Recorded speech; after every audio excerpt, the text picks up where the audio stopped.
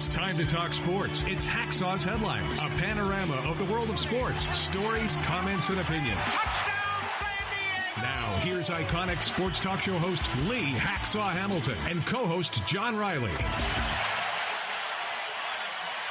Who wants to talk sports? We do. From the Dixieline Lumber and Home Center studios in San Diego, we welcome you to our Tuesday bonus podcast, Hacksaw's Headlines. Good afternoon, everyone. This is Lee Hacksaw Hamilton, along with my co-host, the irreverent out in left field, John Riley, and we welcome you coming off Wild Card weekend. A ton of topics on the table. We're going to get to a lot of different things to discuss. Our podcast brought to you by Dixieline Lumber and Home Centers. Dixieline, your best friend when it comes to windows and doors to combat the winter weather. And by North County Eye Centers of Poway and Escondido, complete eye health care provided daily. John Riley, good afternoon. Wow, have we got a lot to talk about.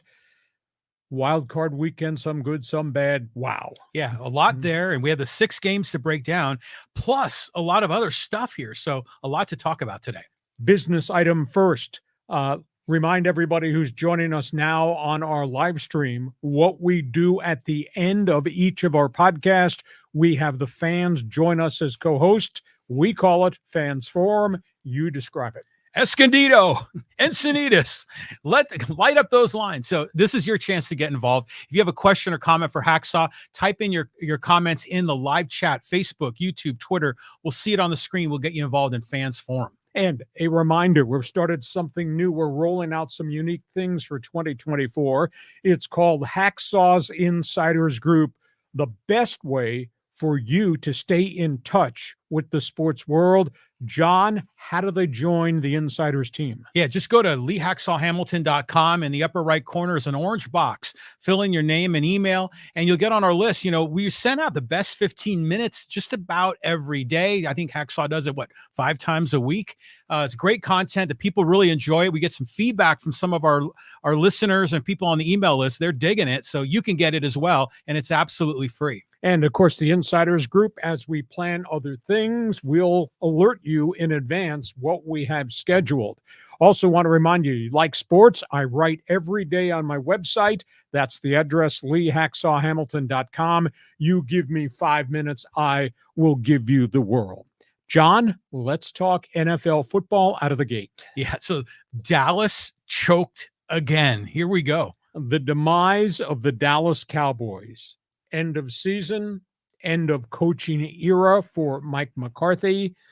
Jerry Jones' Super Bowl drought now goes all the way back to 1988. And I thought this team was good enough to maybe be in the NFC Championship game, and then who you know where it goes from that point on. Big decisions coming in the Big D. Jordan Love completes an unbelievable season for the Green Bay Packers. 272 yards, 3 touchdown passes, laser-sharp passes in the Green Bay win in Dallas. Aaron Jones ran for a $115, kept busting tackles. Romeo Doubs, the kid that played at Nevada Reno out here on the Mountain West, went off for 6 receptions for 151 yards. Packer wide receivers are running open. The tackling was deplorable. Dak Prescott, who I thought for a large chunk of the second half of the season played like an MVP guy, he was way off target. There just was no rhythm to what he was doing. And CeeDee Lamb, the star wide receiver, got psyched out.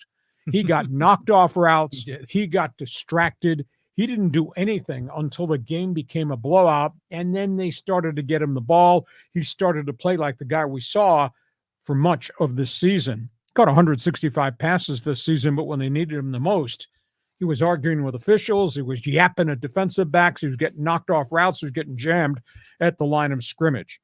So what does Dallas do? Mike McCarthy is 42-25 as a head coach, but he's only got 1 playoff win in 4 years in Dallas. He's had 3 12-win seasons. He won the NFC East twice, which has perennially been a pretty tough decision. So what is Jerry going to do? Because Belichick is out there, Harbaugh is out there. So your reaction to the game, Your reaction, what is the next step forward the Dallas Cowboys do? Well, remember we talked about this and I asked you, Lee, is there any chance the Packers could win? And you're like, well, if there's injuries, but none of us expected this lopsided blowout in Big D.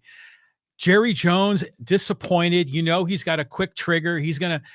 I think he's going to eliminate McCarthy. And you get a guy in there like Belichick that can smack the boys around and get him in line.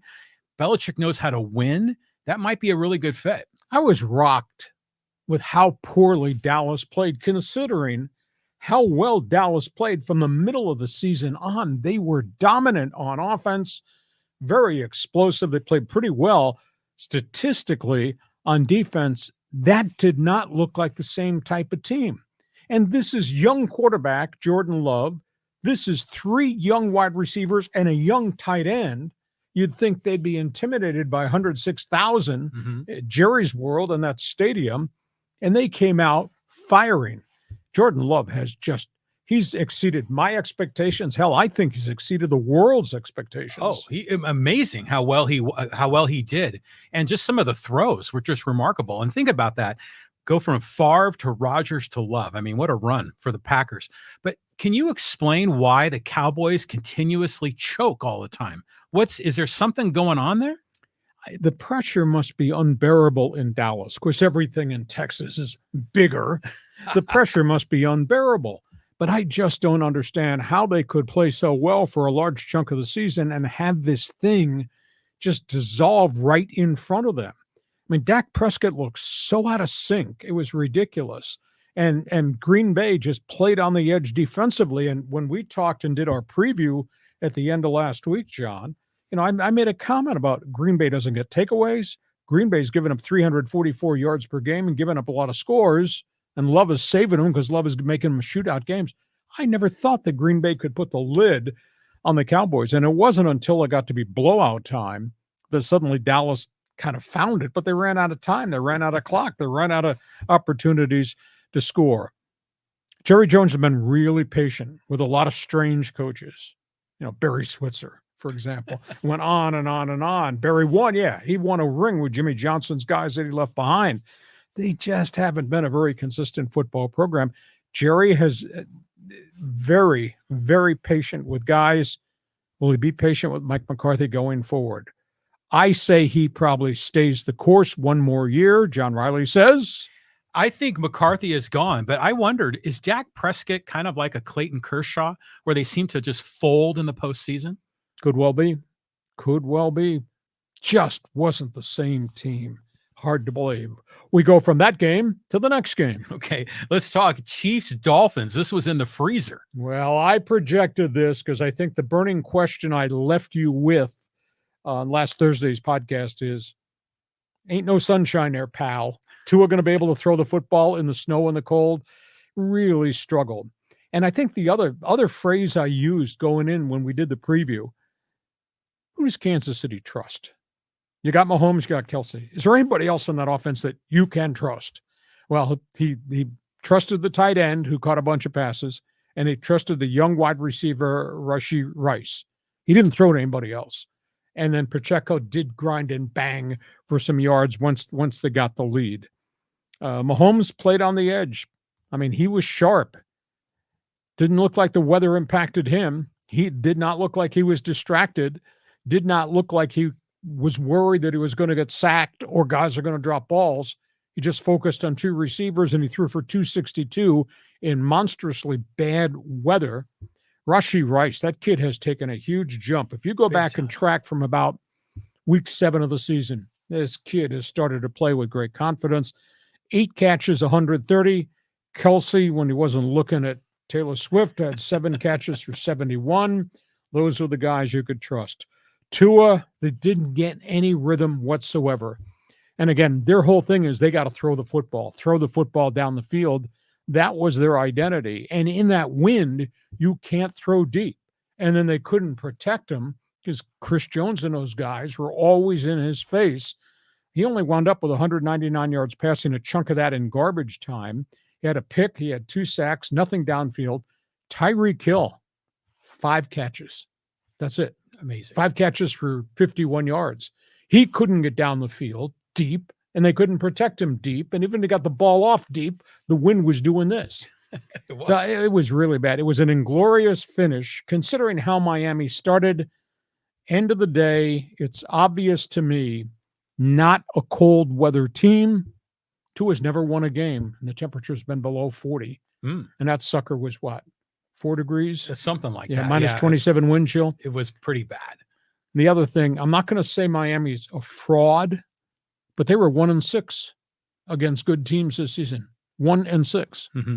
So ain't no sunshine there, pal. I had to play in the snow. They lost. John Riley says. Yeah, quoting Bill Withers there, with "They ain't no sunshine." But we kind of knew the Chiefs are going to win, and they did. But the Chiefs had kind of a weird season. They weren't like a 14-2 kind of a team, or 15-2. It's a 17. They led the world in drops. They led the world in offensive penalties. And all the sacks, and then all the bleeping turnovers the first 2/3 of the season, because they were trying to integrate young guys that weren't ready to play. Well, do you think maybe the Chiefs have figured it out and they could go on a run and maybe win another Super Bowl? Dude, they got to go to Buffalo. Mahomes has never played a playoff game on the road outside the Super Bowl. I'm talking about a playoff game on the road. That's incredible. And it's going to be in Buffalo. So we'll be talking about that on Thursday when we do our preview. We move on. Next game. Lions, Rams. This was a classic one. Oh, great game. Good headline. Shame someone had to lose. Big time. Because those guys really played well. The gunslingers, Matthew Stafford, Jared Goff, big plays down the field. Goff winds up throwing for 277 and a touchdown. Amir St. Brown, 7 catches, 110. He's one of the best receivers in the league that nobody pays any national attention to. Matthew Stafford, what a warrior. 367 yards passing, 2 touchdowns. Puka Nacua, he's going to run routes. He's tough to tackle. You're going to defend him. He still caught 9 for 181. And how about Stafford being the guy? He got a gash on his throwing hand. It was huge over the top of the knuckle. And they taped an aspirin to it, put a Band-Aid on it, and he went out and threw for 367. Then he took a wicked hit in the head, took 2 helmet shots almost simultaneously, came out one play, went back in. Cooper Kupp was banged up. It was terrible at the end. Tyler Higbee suffered a hyperextended knee, which resulted in a torn knee ligament. He's going to be gone going forward into next season. I'll tell you what, though, the Rams answered every challenge the Detroit threw at them and hung in there almost right to the bitter finish. What a great job by Sean McVay to rebuild LA Rams football. Unbelievable job by Dan Campbell. They've been building a sucker for 3 years, and they win the playoff game. First home playoff game in 30 years, and they win a playoff game, and now they get a second home playoff game. And these guys, I think my favorite phrase is Detroit collectively is playing better than any of them can individually. Because not a lot of superstars on that team, but that unit, what a job he's done. Your thoughts, Stafford? Your thoughts, McVay? Your thoughts, all things the Motor City? Well, I thought the Rams played better than I expected them to. I thought the Lions would win by at least a touchdown. And Puka Nacua, I'll tell you what, that kid is really special. I mean, they got a great receiver there, but I am just so happy for Lions fans who have been going through misery for decades. And you saw that one guy in the stands, a season ticket holder that's been around forever. They're finally getting some, joy in Detroit. And I love the post-game in the locker speech by Dan Campbell, kind of praising the GM, telling them that Jared Goff is good enough for Detroit. I mean, it just was a great story. And then they get to host another game. And I think this is a team that you really want to see have success. They flipped the coin on the other side. What did you think about how McVay accomplished what McVay accomplished? Well, you said it was like maybe 4 wins this season is what you were predicting. Everyone besides Aaron Donald and Matthew Stafford were going to have name tags. And, these dudes stepped up, So the Rams played so much better than I gave them credit for. But I had a bet with my buddy Dennis over at the Post Atlantics, and I took the Lions, he took the Rams, and I won $10 on the deal. But I thought I was going to win in a walk, and it got close at the end. It was a hell of a game. It really was. Okay, we go from that to another game, and I used the word on this one. Go ahead, flash it up there. There it is. Browns, Texans. I said if there was a potential for an upset anywhere on the NFL roadmap wildcard weekend, it would be in Houston. And look what happened. The Texans. I hate to say, I told you so, but I told you so. C.J. Stroud, against a really good Jim Schwartz defense, was not phased, was not intimidated, was not rattled. Throws for 274 and 3 touchdowns.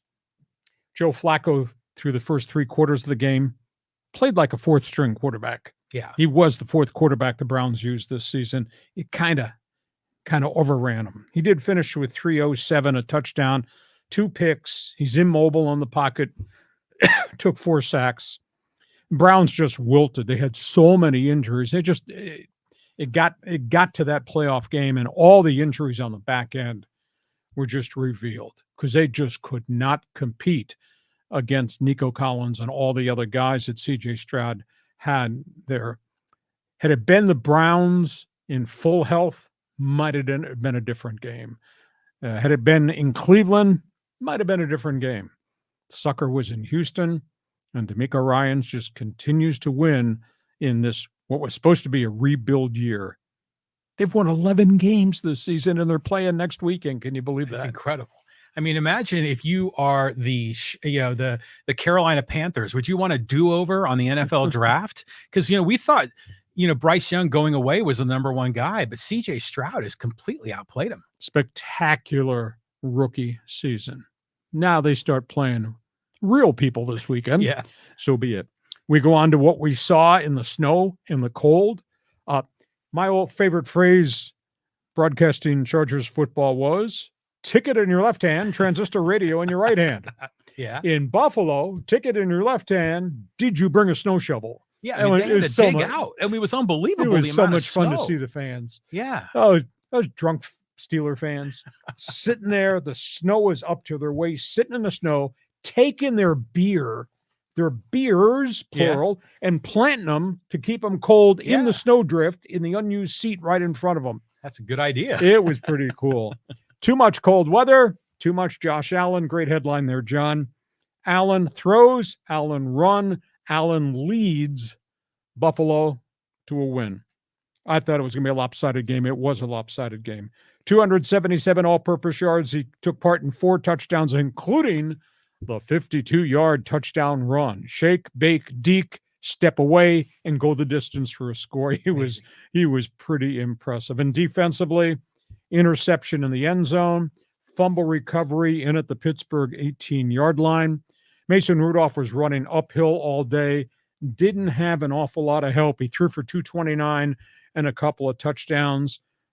I think one of the real surprising things was what was happening to Charles Pickens. It was like the moment was too big. The rookie wide receiver or second-year wide receiver, he just seemed to be psyched out.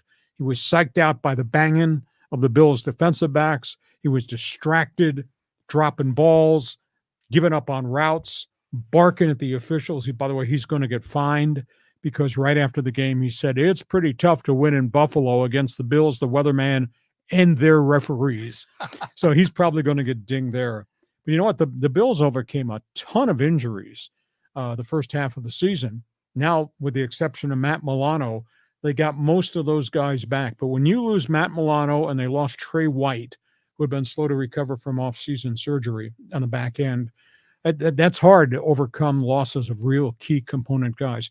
And Joe Brady, the play caller who replaced the fired Ken Dorsey as coordinator, tell you what, he molded everything, and they, for the most part, controlled Josh Allen from making really bonehead decisions when he was under pressure. So I felt bad for Mike Tomlin, but they pushed that boulder up the hill as far as they could, and then they ran into a great team that blew them out.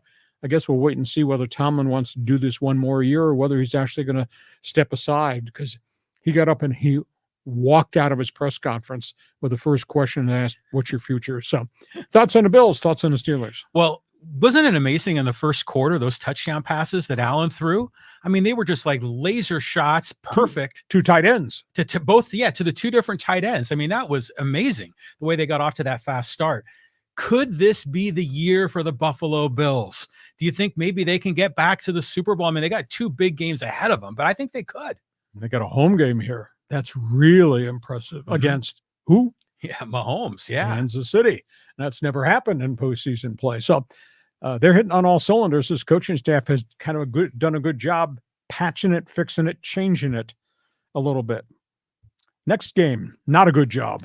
No, and I thought the Eagles were going to recover here, but it was all Baker Mayfield. Tampa Bay lives to play another week. I don't know what the future is for the Philadelphia Eagles. There is so much unhappiness, so much heat with an owner that doesn't have a big tolerance level. That's a big issue too in Philadelphia. Baker Mayfield reinvents himself. Who could have seen this coming? Cleveland kind of failed, went to the Rams, played 5 games in a crummy season there, goes to Tampa on a 1-year, $4 million low-budget contract. They give him the ball, gets progressively better and better as the season goes on. They've been lucky.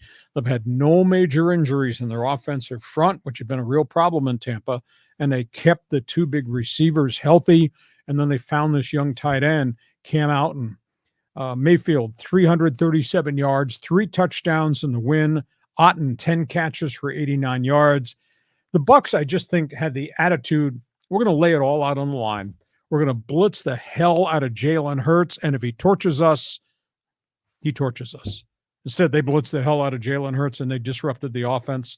It was nonstop blitz packages, and they were coming from everywhere. 2 fourth-down stops, a stop on a 2-point conversion. The pressure was relentless. Hurts threw for 250 and 2 touchdowns, but a chunk of that was in garbage time. Devontae Smith put on a show by himself. 8 catches, $148, but they lost A.J. Brown on the other side. Their tight ends were kind of negated, and the Eagles' pass defense was just deplorable. There were 8 missed tackles on guys that were running wide open. Philadelphia was 10-1, lost 6 of their last 7. I think there's going to be a purge of the defensive staff sometime this week because this head coach probably gets another year to rally this thing back. But how do you go from 10-1 to playing like this the last 7 weeks of the season? And here's a sidebar comment. Who was the defensive coordinator, play caller from the middle of the season on as they try to fix the defense? Patricia. Matt Patricia. Where did Matt Patricia come from? New England. Okay.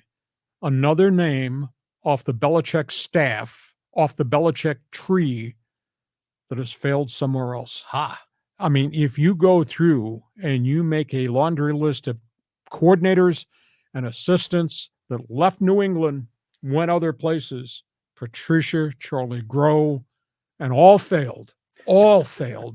It's absolutely amazing. So it shows the bleeping brilliance of Belichick, because his assistants out on their own, the latest being Matt Patricia, no can do.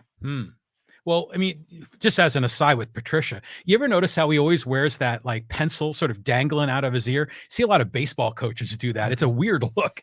But at any rate, how could the Eagles collapse? We were singing the praises of Sirianni and their general manager. What's his name? Howie Roseman. Yeah, we thought those guys were masterful in putting that team together, and they just took a total dump. And I still don't really understand it. And you could see the frustration on Jalen Hurts' face. And he had that one pass to one of his players who just dropped it, and he sort of rolled his eyes. They had to zoom in on the video. But, you just got to love Baker Mayfield. The Buccaneers fans, you see him with the Baker hats. Yeah. That was kind of cool. So, we'll see how Tampa does. It's kind of a fun season for them. Yeah. Mayfield saved his career. He probably saved Todd Bowles' coaching career too. Mm-hmm. They got 11 wins. Tampa, yeah, with a street free agent quarterback, got 11 wins. Hey, our Tuesday bonus podcast is brought to you by North County Eye Center of Poway and Escondido. Comprehensive eye care, state-of-the-art eye technology, basic eye care to the special things you need done. This is who they are. North County Eye Center, Poway, Escondido. have needs, have concerns about your eyes, call North County Eye Center. And by Dixieline Lumber and Home Center, it's wintertime. Time to think about room temperature, heating bills, drafts. Time to think new windows, possibly new doors. Where? Dixieline Lumber, 9 locations, 100 years of experience in San Diego County. We go from NFL games, we move to college football and the coaching carousel. Yeah, there's been a lot of movement here between some of these teams in both conferences. It is hard to imagine when one domino falls, it hits another, and all these other ones are falling. Southeastern Conference raids the Pac-12, and the aftershocks are pretty important. I guess the headlines are Alabama, Washington, and Arizona. Alabama hires Kalen DeBoer. Unbelievable job he did with the Washington Huskies. Goes from a $4 million paycheck to a $12 million paycheck. And he did the $12 million buyout to leave UW. He said Tide football is an institution. He had to take this job. Opportunity of a lifetime. He says, I respect the tradition of what Alabama football is. The Huskies, 24 hours after DeBoer leaves, hired Jed Fish. Miraculous turnaround job down in Tucson at the University of Arizona. He gets $8 million a year, was making in the threes at Arizona, goes to the Washington Huskies. And then Arizona, in a late night raid, goes and gets Brent Brennan, head coach, San Jose State. What a turnaround job he did there with the Spartans. They were on their deathbed. There was rumors maybe they'd fold the football program. And he took them and flipped that thing into a 26-19 run. The last 2 seasons were pretty impressive. So that's the last of the big dominoes we think that have fallen. I don't know if there's another one coming. There are some rumblings out there, but that's pretty impressive what Bama did, how quickly Washington reacted, and Arizona doesn't get left at the gate. They get themselves a pretty good coach vis-a-vis San Jose State's head coach.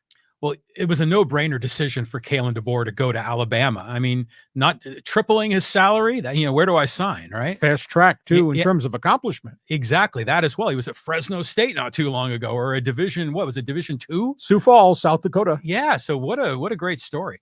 But I wonder also if these ADs at all these different universities, they could see it coming. Kalen DeBoer having this great season, and he could jump. They probably have a list on a whiteboard somewhere of who their names are they like to go to. Yeah. Now, getting them out of these contracts, that's another big issue because name marquee coaches, unlike you and me, there are buyouts. Yeah. And, we start talking about $12 million buyout to get DeBoer out of the University of Washington. Now, granted, the big cigars in Tuscaloosa write the check. Yeah. And the deal gets done. But he did a great job.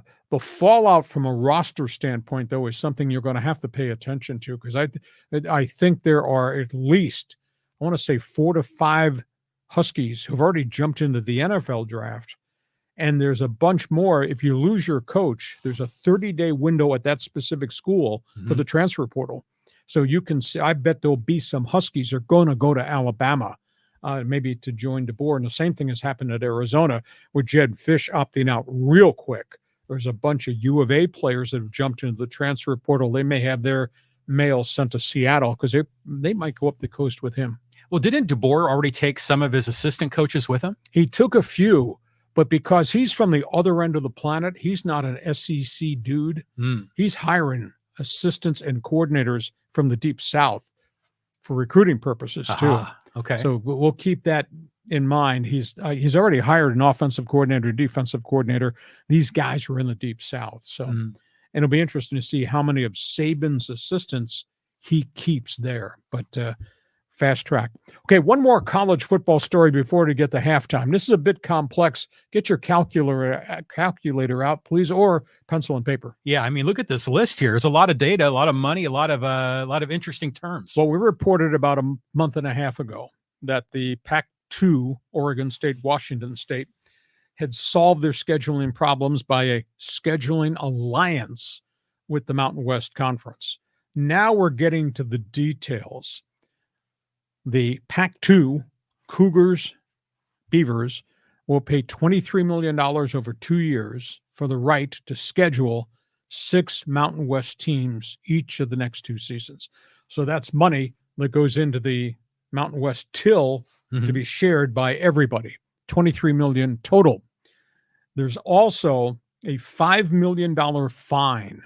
If Oregon State and Washington State wake up a year from now and say, we don't want to do this, or wake up and have an offer from the Big 12 or the AAC, if they exit, they have to pay a $5 million fine to buy their way out of the scheduling alliance. There's also a price tag. If the PAC-2 wants to raid the Mountain West, if they want San Diego State, Boise State, Fresno State, and the other marquee programs, they're going to have to pay to get each school. And for every school they take, the price tag to buy that school out of the Mountain West to relocate them to the PAC-2, it starts at $10 million for the first school, $10.5 million for the second school, $11 million for if you take the third school, goes all the way up to $12 million.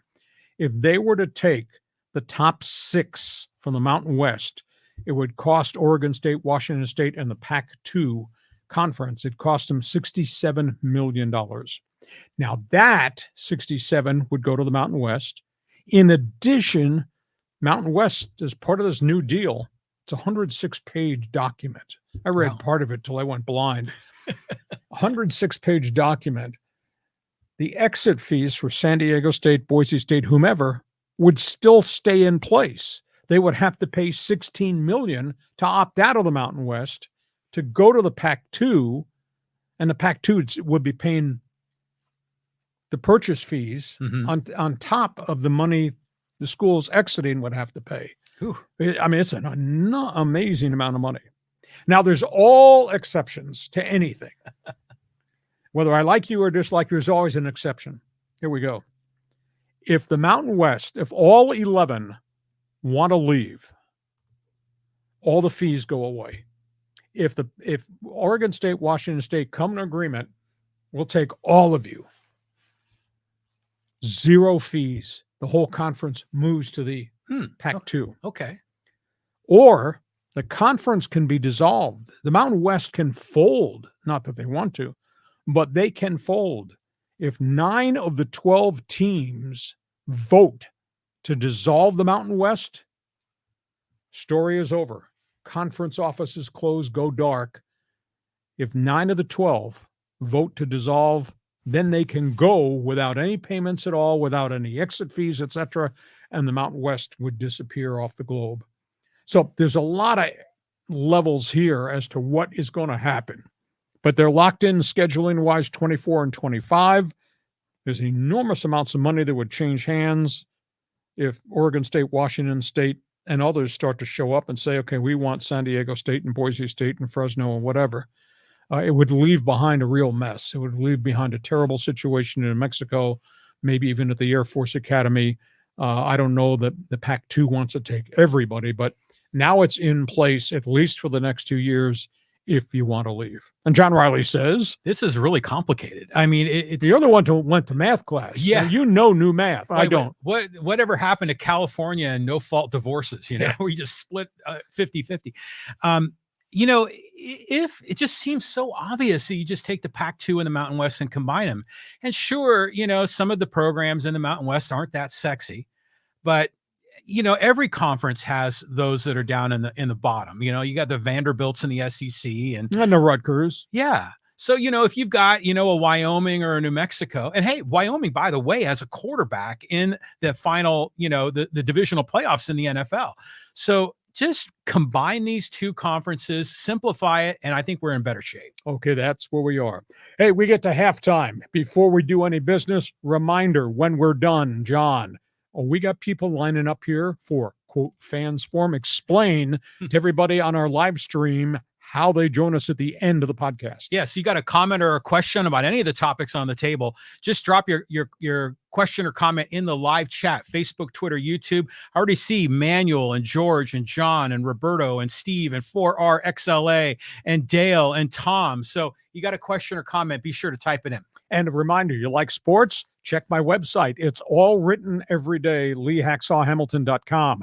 And we're starting something new. We want teammates at this table with us. It's called the Hacksaws Insiders Group. John, how does those on the live stream get the chance to join the Insiders team? Yeah, just go and sign up. Go to LeeHacksawHamilton.com, the orange box, put in your name and email, sign up, be part of Hacksaw's Insiders team. We got a lot of great things planned in 2024. And a reminder, you like what we're doing?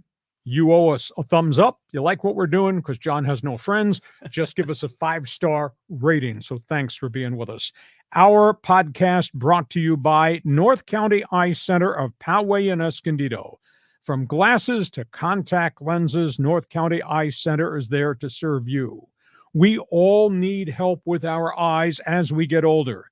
Cataracts to glaucoma to cornea surgeries, extensive screening programs for all ages, and unique state-of-the-art vision test.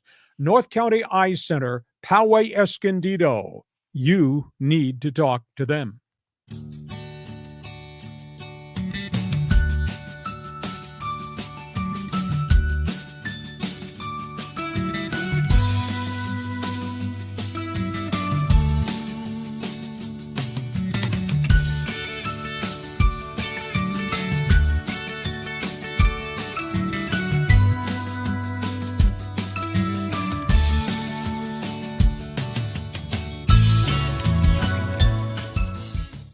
And our Tuesday podcast brought to you by Dixieline Lumber and Home Centers. Winter is upon us. You notice how nippy it is outside? Do you notice how nippy it can be inside? If you've got old windows in your home, in your apartment, and you want to make a change, you need Dixieline Lumber. It's been cold. Winter's a great time to replace your doors and windows, save money on energy, eliminate those pesky drafts, make your home comfortable, not just for winter, but also for summer. Get winter project savings at Dixieline Lumber and Home Centers. Check out the great monthly ad promotions at Dixieline.com, including the Dixieline gift card valued of up to $500 with the purchase of selected doors and windows products. Fix it, build it with new windows. You will enjoy it winter, spring, into summer at Dixieline Lumber.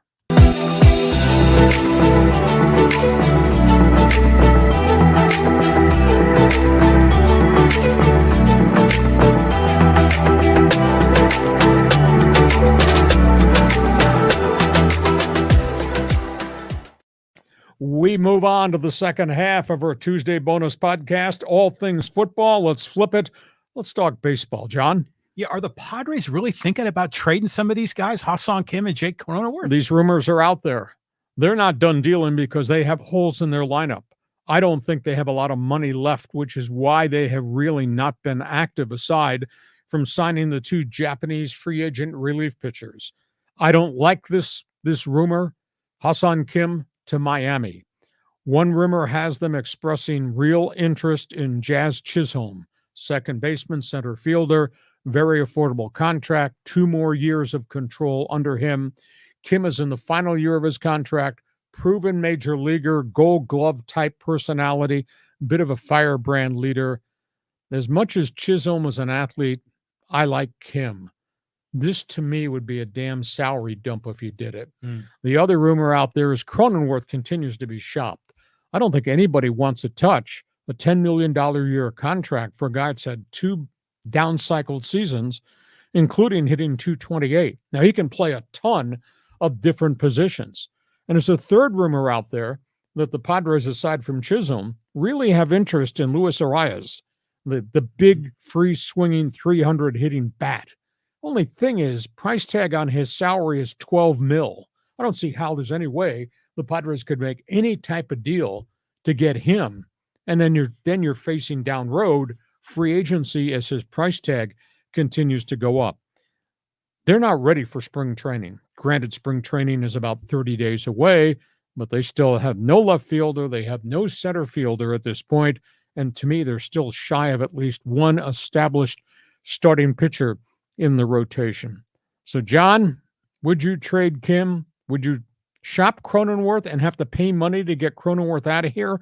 Or you're willing to keep him here and hope you can keep Kim long-term and get Cronenworth fixed? And what do you think about the Miami guys? Well, wouldn't the fans just be so upset if Ha-Seong Kim was traded, and even Jake Cronenworth? And I'll bet you Rob Manfred is secretly hoping the Padres don't trade Kim since they opened the season in Korea against the Dodgers. Imagine if he wasn't on the roster then. Jazz Chisholm sounds interesting, but to me, Ha-Seong Kim is definitely a guy that you can count on more than Chisholm, even though Chisholm was on the cover of what was it, the MLB video game. So I don't know. I mean, they need, you're right. They have holes in left, they have hole in center. But if you're going to go straight up Kim for Chisholm, I think the Padres are going to get ruined by that deal. Well, there's also a rumor that Jesus Luzardo, one of the extra starting pitchers in Miami, might be part of a package, but you're still dealing away something really established in Ha-Seong Kim and something that was solid in Cronenworth. I just can't get away out of my mind the word salary dump if you do that. Yeah, well, I think that's, well, especially Cronenworth. But, the Luis Arias is an interesting guy to talk about as well. But, the guy is like a Tony Gwynn of the modern day. But, we don't need another second baseman. We've got so many infielders already. So that trade, that target doesn't make sense to me unless they really radically change the roster. Padres need to do something for sure. But AJ is plotting. He's cooking up something. Just wait. It's coming. I think you're the only guy in the 619-858 area code giving him a vote of confidence right now. Yeah, well, I think he's got something cooking. Okay, we go from baseball. Let's move on. We're going to talk hoops. Oh, Aztecs Lobos, man, that was just a beatdown. I'm still feeling the pain. Lots of ways to view this. Bad blowout, bad reaction in the community, belly aching in the media, please. 2 full columns in the Union Tribune, crybaby columns about the refs in the Aztec New Mexico game. Please explain to me what the referees had to do with 22 San Diego State turnovers, 14 Lobo block shots, Jason Ledee going 2 baskets for 29 minutes. New Mexico had runs of 17-0 and 11-2. And the Aztecs are out rebounded 47-37. And that's on the refs? Come on. Let's understand the pit, tough venue. That stuff happens. The Lobo pushed the tempo all night. Lobos kind of pushed the envelope in terms of excitement to rile the crowd. I don't buy the theory the refs were intimidated by the people in the pit. I view this strictly as a one-off loss. They got ambushed. Now, they got to come back. They got Nevada. They got Boise State. Winnable games. I think San Diego State comes back and plays with much more focus and intensity. Of course, playing at home at Viejas is different. But all these crybaby columns about the refs and their names and how they were ranked, nobody gives a crap. And I like those guys that cover the Aztecs for the UT, but this was a reach too far. John Raleigh says, well, Mark Ziegler, you've noticed that in a lot of his columns, he'll talk about which refs were in the game. And it's like he always has like at least a paragraph devoted to the refs. So it's an interesting angle. But when you start blaming refs, I mean, that's a bad look. I mean, the fact is the Aztecs got just out-muscled, out-Aztec'd. And you look at Jalen House and the way he played defense, kind of made me wondering what they were serving in the locker room for the Lobos. That dude was like on, maximum energy for the whole game. It's like the dude was psyched up and playing aggressive, and they just outdid the Aztecs. But it was a physical game, and it was surprising that Ledee wasn't on the line. You could say there were some issues going on with the rest, but you can't blame them. No, not at all. Aztecs got a taste of their own medicine. Big time. Lobos reached and grabbed and poked and bodied, and that's San Diego State basketball, and there was never, ever a response from SDSU, but I view it as a one-off. Okay. So we'll see what this week brings at San Diego State. Go from that basketball team to the next basketball team. The Los Angeles Lakers. It looks like trouble brewing. They're not playing real well. They're 6-12 in their last 18. Haven't done it. Your favorite tournament, midseason tournament. Hot rumor out of the Deep South that they're talking about a major trade with the Atlanta Hawks. Atlanta's in disarray. They just continue to move young prospects and people off the roster. The Lakers are having a lot of erratic performances. They've gone through 11 different starting lineups in 41 games this season. There's no continuity at all. There is a rumor that they are talking to Atlanta about a deal for shooting guard DeJounte Murray. Kid used to play at the University of Washington. Real talent, 6'5", slick, sleek athlete. He's averaging 21 per game. He's shooting 48% from the floor. They're shopping him because they don't think they can re-sign him once he becomes a free agent. You could pair him with D'Angelo Russell, with LeBron, with AD. Those guys are playing lots of minutes right now. It'd probably make you a better team. But the price tag supposedly is Austin Reeves and a future number one, and the Lakers don't have very many number ones left in the till through 2030.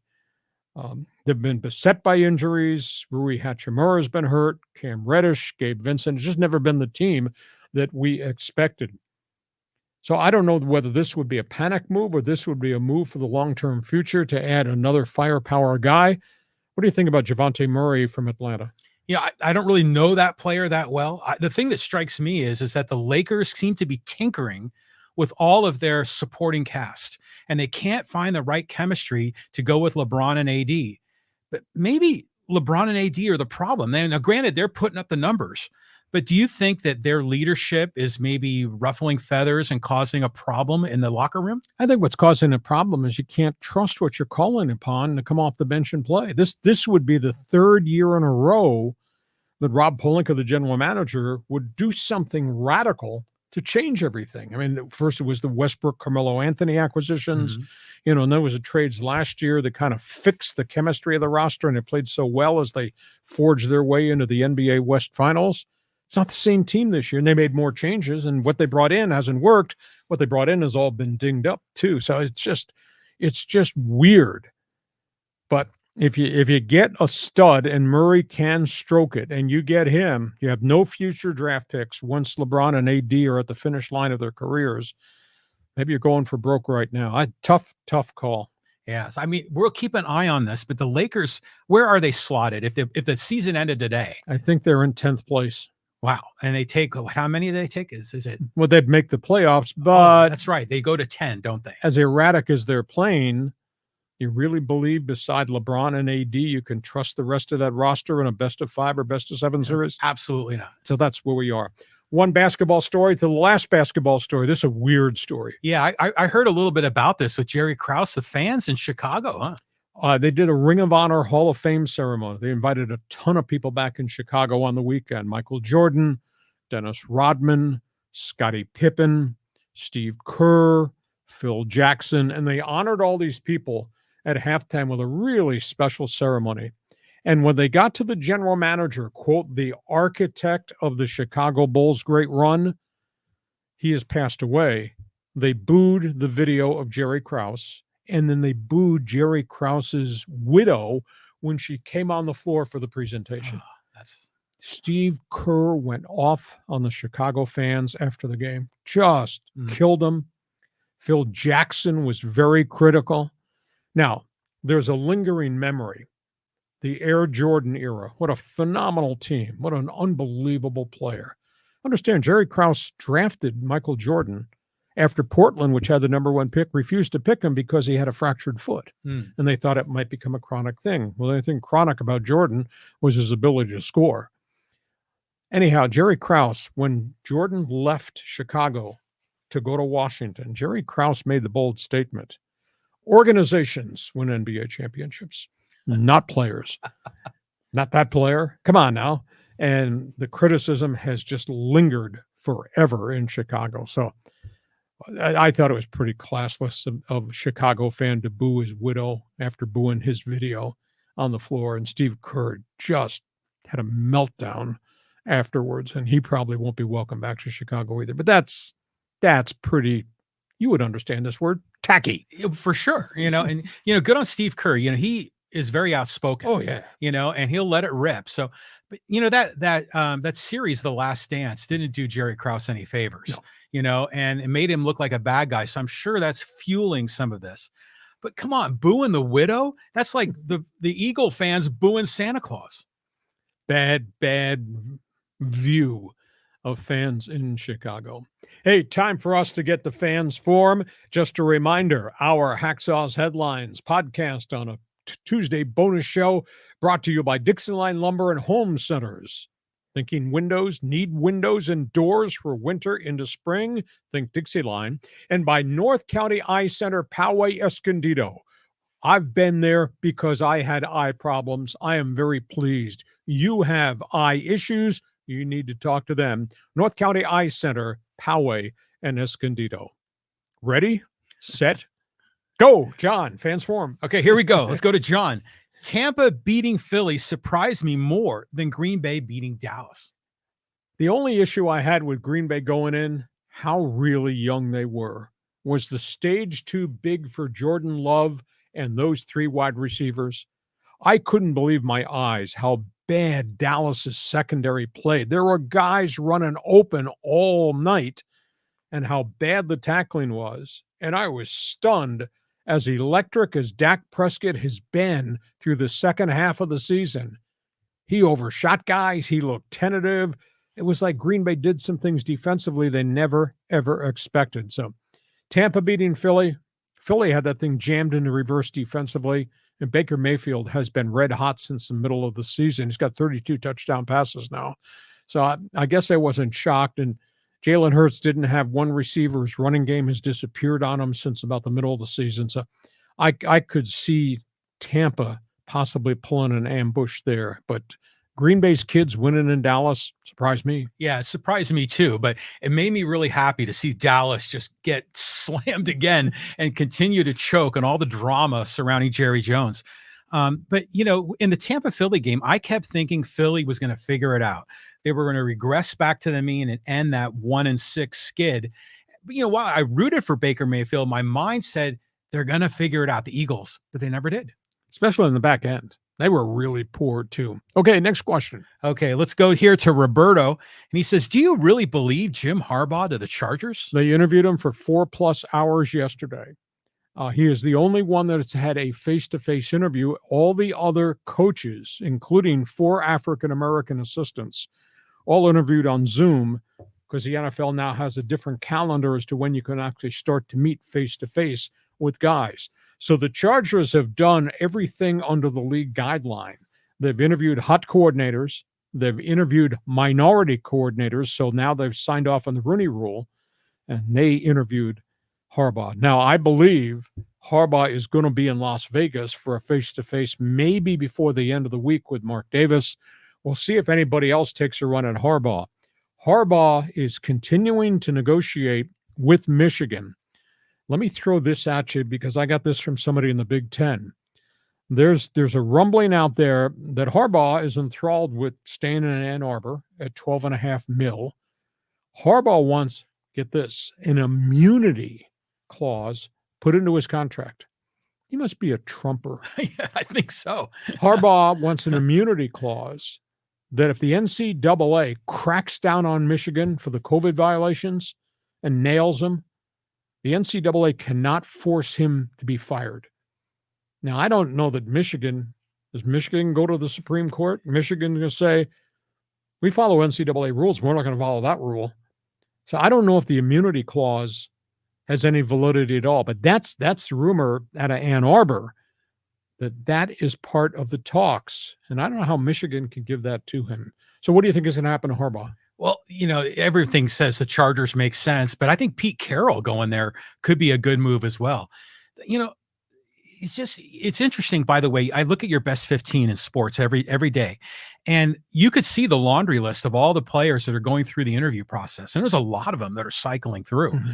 But yeah, Harbaugh makes sense. But this whole thing, immunity, The law doesn't apply to me. It sounds like what we're hearing in politics. So it's nuts. I can't imagine Michigan agreeing to that deal because you have to have a third group. The NCAA would have to be part of that negotiation. And there's no way they're going to give Harbaugh immunity.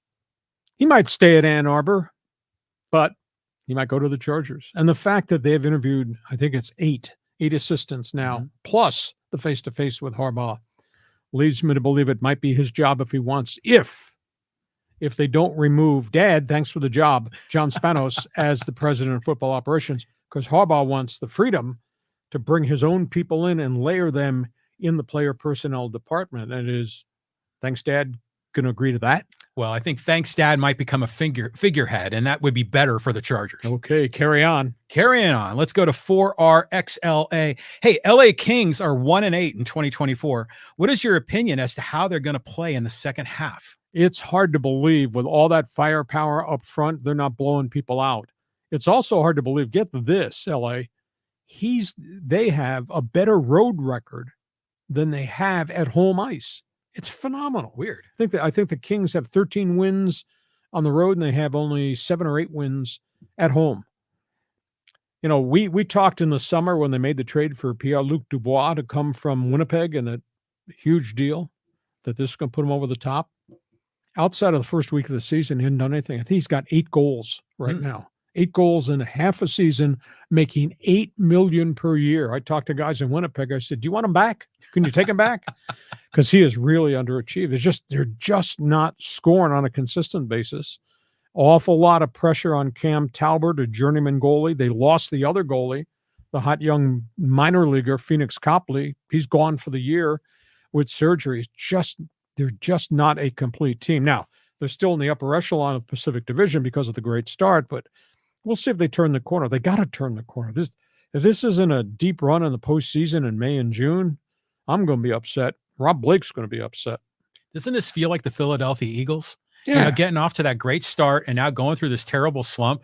So I don't know what to expect here. But just to switch gears a little, I saw in the best 15 that Connor Bedard is coming back, right? He's just started practicing. Or excuse me, not Bedard, the Ducks player. Leo Carlson. Leo Carlson. He got activated. They're both back. Mm-hmm. Connor Bedard, the number 1 pick in the draft, is practicing with special face gear to protect the fractured jaw. I don't think he's ready to go back in game action yet. Mm-hmm. Leo Carlson was just activated yesterday. Ducks are on a long road trip, and he's probably as good a rookie as there is his first year in the NHL. I think he scored 8 goals before he went down with kind of a fluke sprained knee. He is now back on the ice and probably will play once they come off this road trip at home. Right on. Moving on. Let's go to Dale. Despite the loss, McVay is the coach of the year. Took a team with tons of rookies and made playoffs when preseason picked him in the bottom 5. Concur, but the guy in Houston, I think, has to be the coach of the year. What DeMeco Ryans has done with a rookie quarterback and a bunch of street free agents, that's pretty impressive. You look at every one of their skill guys. Nobody knew who some of these guys were, the Nico Collinses of the world. And I knew who Devin Singletary was, but he had done nothing in Buffalo. And these guys are having mystical seasons with the kid quarterback, and then they just plugged in. All these free agents have done just a great, great job. So as cool as McVay's bounce-back season was, DeMeco Ryans' team has got 11 wins, and they're still playing next week, and that's amazing. Well, I think Steve actually saw this one coming. He said, I think DeMeco Ryans has done with the Texans is very impressive. So everyone recognizes that. I mean, it's incredible what they've accomplished there in Houston, who's been football starved in the NFL for so long. And they've lost now 2 of their top 3 wide receivers because Noah Brown just went down with a shoulder injury last week. Surgery, he's gone for the year. They had Tank Dell, who had been a starter and had a good first half of the season, opposite Nico Collins. Tank Dell left at midseason with surgery, not coming back now. Noah Brown's not coming back, so they're kind of running out of players. Yeah, well, it seems like that's a common theme, all these injuries. Most part. Okay, moving on. Let's go to Tom. He says, Dallas didn't choke. They got blown out. Even the Chargers didn't ever get blown out when favored. They would choke and somehow lose when they shouldn't have. Not sure what is worse. I wonder what Jerry Jones does. He is not young. I mean, you look at him close up, he does not look to be in really good health. Mm-hmm.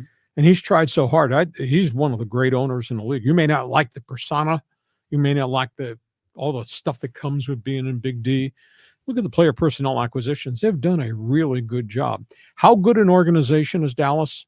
Will Clay, who's the director of player personnel, supposed to interview for all the GM jobs in the league, took his name out of the hopper.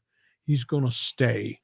He's going to continue to work for Jerry Jones. He might well be the general manager of the future going forward, or maybe actually the player personnel decision maker.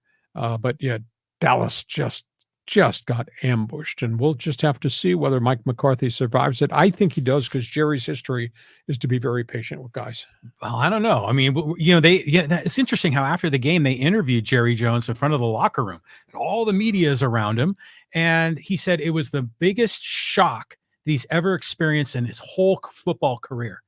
And I kind of concur. And they didn't look like they were ready to play, like they were amped to play. Right. How do you not come out at home and play with an edge to your game? And it was a shocker to me. I just shook my head and said, how is this possible?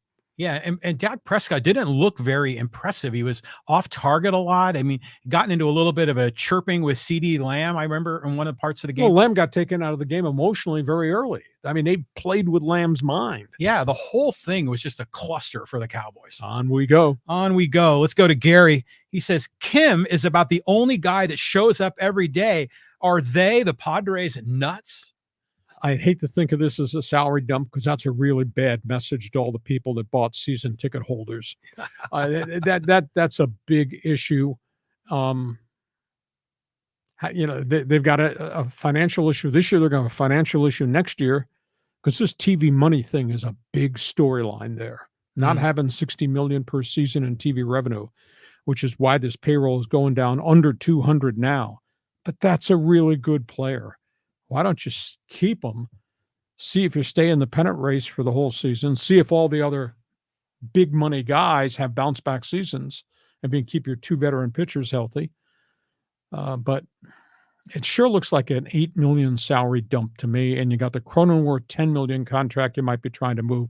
That's a bad sign, unless I'm reading the tea leaves differently. But I have this strange intuition about how they do their business. Well, things have changed without Peter Seidler. Exactly. So there's a new guy running the ship.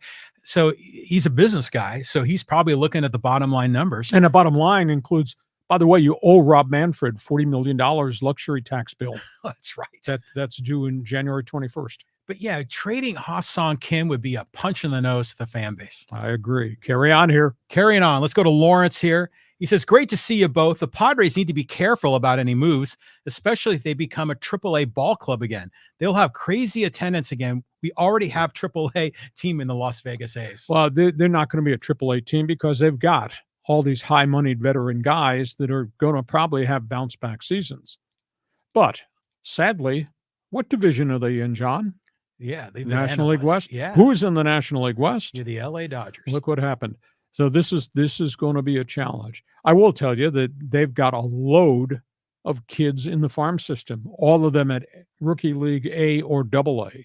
I don't know that very many of them are ready for Major League Baseball anytime in 2024, but a year from now, we'll be talking probably about 3 or 4 of these guys ready to make the jump, if they have a good season when they make the jump into AA, or maybe even going to AAA El Paso. But that's a year down road. But I think they're going to fast forward guys like Jackson Merrill. I mean, they've got holes. They've got young guys. They're going to make the major league minimum.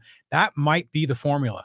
But what happens if you fast forward Jackson Merrill, or you even push the envelope on Ethan Salas, and they come up here and hit 144 because they're not ready? That's not good. Well, they're not going to do that with Salas yet. I mean, they got Campusano with a lot of upside, but Merrill is a guy that can plug some holes. You can put him in the outfield. You can move some guys around, and he's a shortstop. He's versatile.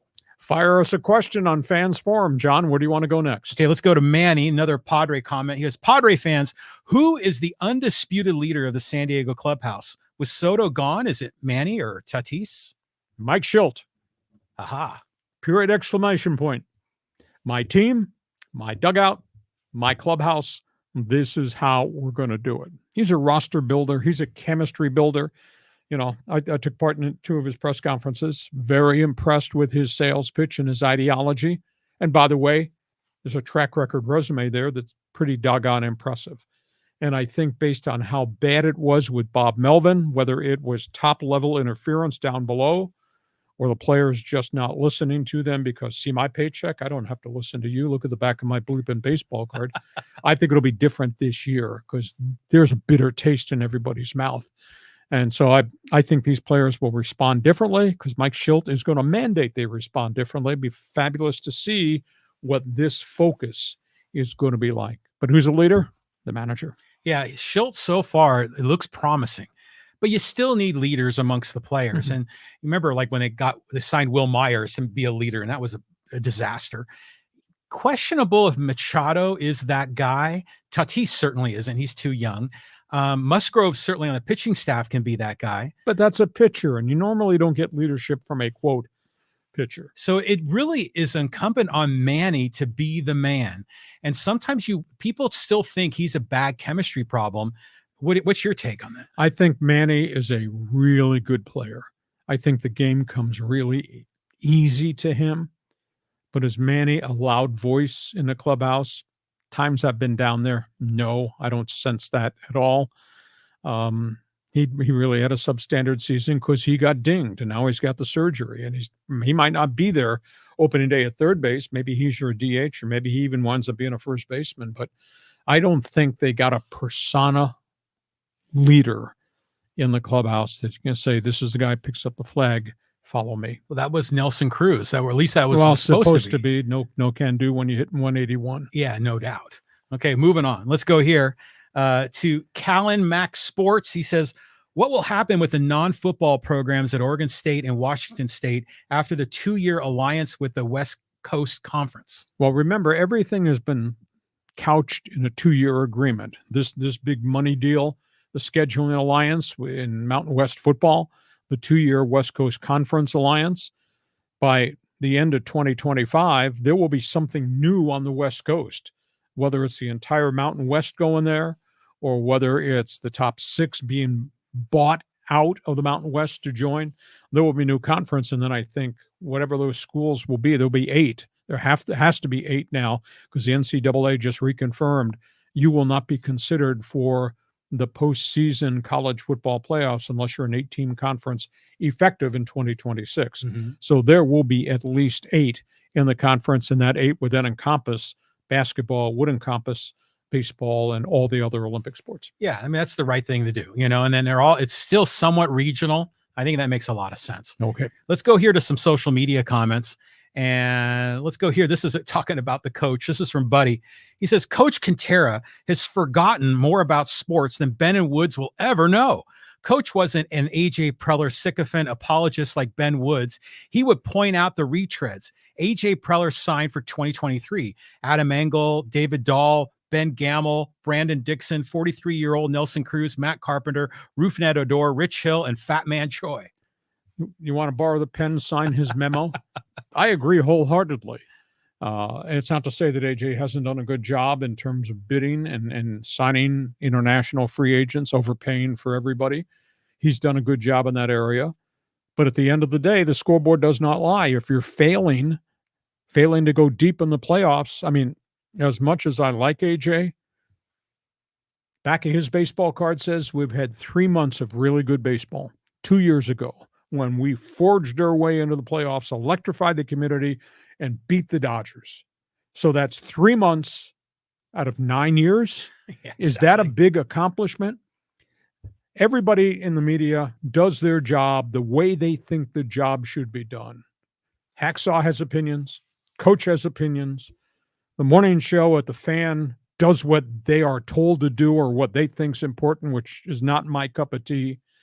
The beat writers are really cool guys. Kevin Acee wrote a phenomenal volume piece on Mike Shildt in the UT the other day. Jeff Sanders does a great job with the minor leagues. AJ Cassavell, MLB.com. Dennis Lynn really got insiders' viewpoints on things in the Athletics. So all the guys in the media come at it from a very, very different angle. But I'm entitled to my opinion, and I raise my hand when I express an opinion, and the coach did too. So we'll see what this year's like. But I'm sorry. My scoreboard says back of his baseball card, Preller's baseball card, 3 months of great baseball in 9 years. If I'm wrong, you can email me, go to my website. My email address is on the website. Feel free to pile on, but don't argue with me because I'm a talk show host. I know what I'm talking about. John responds. Well, there's just Preller has made more good deals than bad.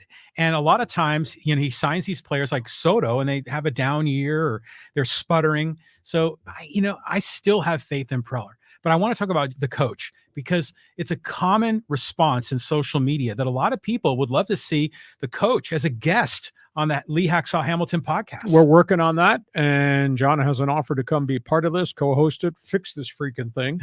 And he said he will as he tries to get it into his schedule. Let's do one more social media before we put a lid on this. Before we put a lid on it, let's go here and let's talk a little bit about the Chargers and Pete Carroll. And this is from Jackie. He says, grown up just outside LA, been a Seahawks fan since Pete left SC. If Pete goes to the Chargers, he will rekindle an LA fan base to support the Chargers. If they choose Harbaugh, I will become a Rams fan, no question. Well, there's Pete's accomplishments in the NFL, which are absolutely phenomenal. I mean, he walked into a Seattle situation. I had done the Seahawks for a couple of years during the Holmgren era, and they had a great run, and then things changed, and Mike left and went to Cleveland, and Pete came on board, and boy, what an accomplishment he did. He still got fire in his gut. He's the only 72-year-old I know that is really 52 years at heart. Incredible. And his work ethic is just absolutely phenomenal. So I don't think they can go wrong with either one of those. I think Harbaugh obviously accomplished a lot in San Francisco. Has accomplished amazing things in Michigan. But I'm a Pete Carroll fan too. I'll be fascinated to see who they wind up with. And if they don't wind up with either one, then it's Spanos chargering again. I'm starting to think more about Pete Carroll might be the better choice because, like you say, wherever Harbaugh goes, there's a dust cloud and a lot of challenges and problems. But just sort of, recreating that vibe, that Reggie Bush, Matt Leinart, SC vibe in the early part of this century, I think that could get the fan base fired up. And you got Justin Herbert. And what is stapled to Pete Carroll's driver's license? Defense, baby. Yeah, there you go. That's what they need. End of conversation. Hey, listen, we hope you have enjoyed our Tuesday bonus podcast brought to you by North County Eye Center, Poway and Escondido. We all need help with our eyes down road. Go where I went. North County Eye Center, Poway, Escondido. And by Dixieline Lumber and Home Center. You need windows. You need doors. Winter is upon us. Do what John did. Go to Dixieline Lumber and Home Center. John, have yourself a great afternoon. We will be back in here Thursday to preview NFL Divisional Series. Yeah, another great weekend of football coming up. And have yourself a great day. Thanks for joining us, as always, on Hacksaw's Headlines.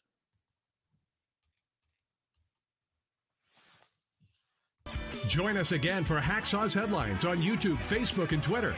And find the audio version on your favorite podcast apps. For more content, go to LeeHacksawHamilton.com.